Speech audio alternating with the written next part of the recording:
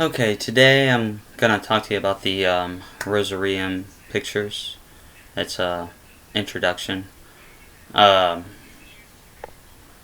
I'm also really excited about this one because this is when we start diving into the whole aspect of the psyche and how to integrate instead of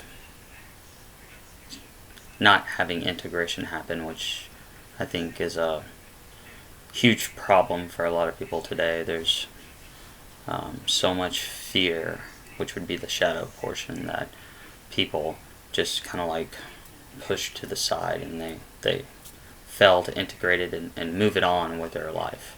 So let's go to the introduction to the Rosarium Philosophicorum. Alright, so um, I'm gonna try and find a link before I post this, with maybe some kind of like diagram that you can click on and go to that website to see the diagram of all this.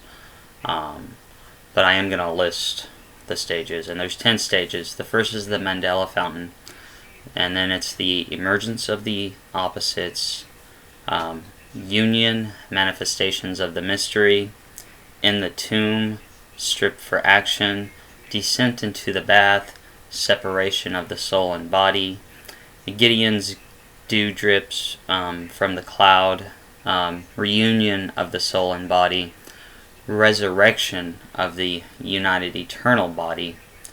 And it's also kind of best to understand this as a circle and not linear. It's a cycle that can repeat over and over again rather than just one event. You can also think of this in terms of a Greek tragedy. You got you would be the protagonist, and you'll meet the evil, and this will lead to your passion or suffering. And then it'll be followed by a part of you that becomes aware or dies so that you can rise up and conquer this evil portion while metamorphosing into a new person. And this drama that goes on inside of you, and it's not necessarily inside of you, it can also be, you can also term it as a relationship, whether it be romantic or friendship, and it can also be at a society level, which I believe is happening right now. If I would have to say the part that we would be in, we're facing the evil. Right now we're in this passion and suffering part because there's so much going, there's a lot of tension in society. So now we're just waiting for the moment where people hopefully become aware of what's going on, awaken, so that you'll see them become aware, so that part of them will die and the evil portion of society will go away. And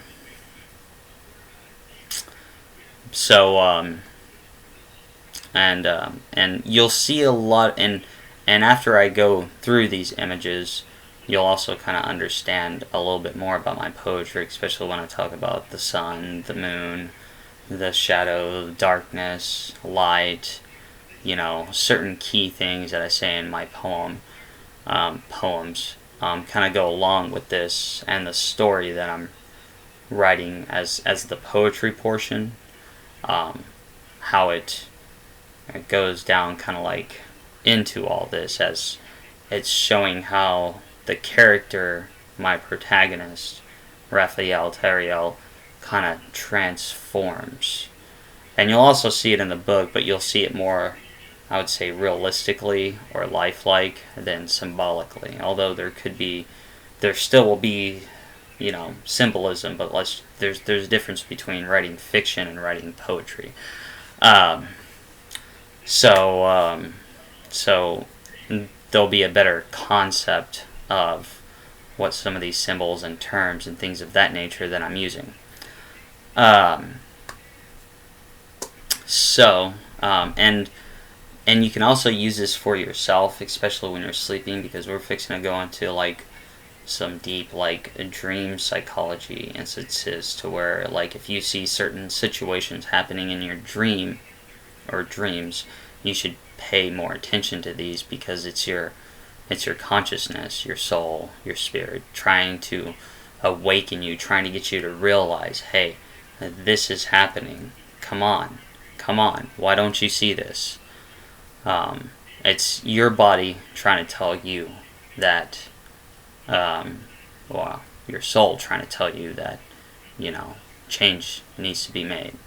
Integration needs to happen.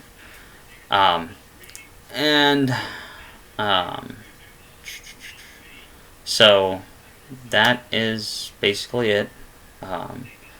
So I hope you like this introduction, and the next time I talk about it, I don't know exactly how I'm going to be going into the 10 things. It just depends on, I guess, how much I can talk about each one. But we'll be starting at the beginning with the Mandala Fountain, and hopefully we'll get to the emergence of the opposites. I think that's a key one, noticing the opposites and then bringing them together, bringing the bipolar issues together, integration. But yeah, so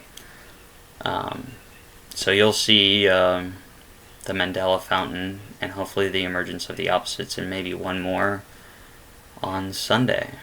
Saturday I'll do another poem. I hope, like I said, I hope you enjoyed this, and we're back on the psychology until I get done talking about the Rosarium Pictures. And after I get done talking about the Rosarium Pictures, I'm going to jump back to astrology, and I'll be going over the sun sign of Taurus. So, alright, well, let me know if you have any questions or anything. I hope you guys had a good one, and have a good day and a good life until you see me next. Peace.